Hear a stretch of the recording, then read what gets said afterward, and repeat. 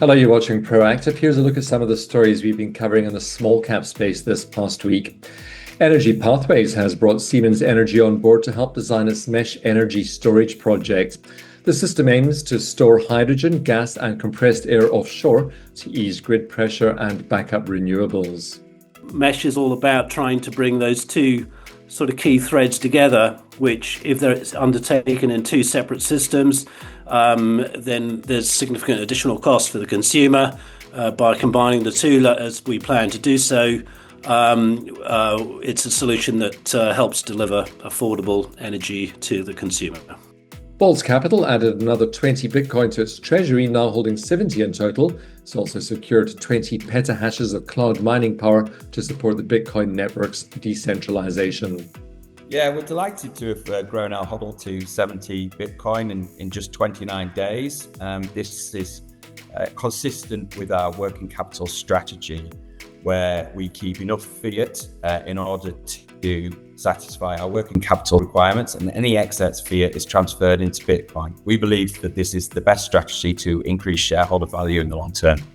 Bango grew first half annual recurring revenue by 21% to £15.6 million and signed 7 new DVM customers worldwide. The company also appointed Canaccord as its new broker, aiming to deepen US investor engagement and refresh its shareholder base.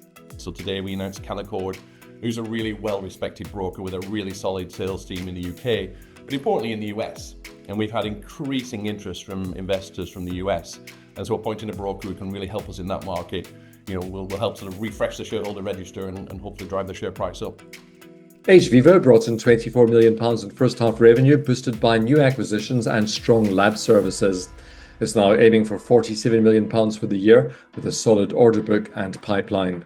As I mentioned, our sales pipeline is strong, not just for human challenge trials, but also for the service lines that the CRS is working on, and also our laboratory. So I expect our proposals submitted this year to be significantly higher than in 2024, both from human challenge trials point of view, but also from our laboratory services that we're offering and CRS.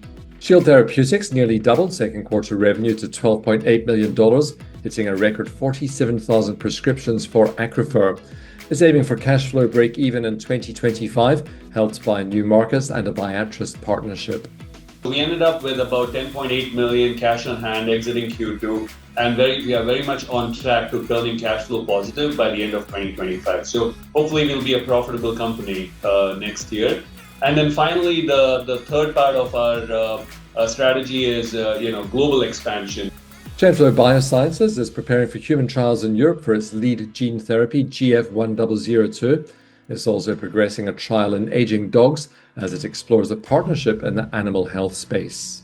There's more and more interest in MASH due to the success of GLP-1. A lot of people now in pharma and biotech are interested in metabolic disease. MASH, metabolic disease of the liver, is very attractive because there's no real therapy.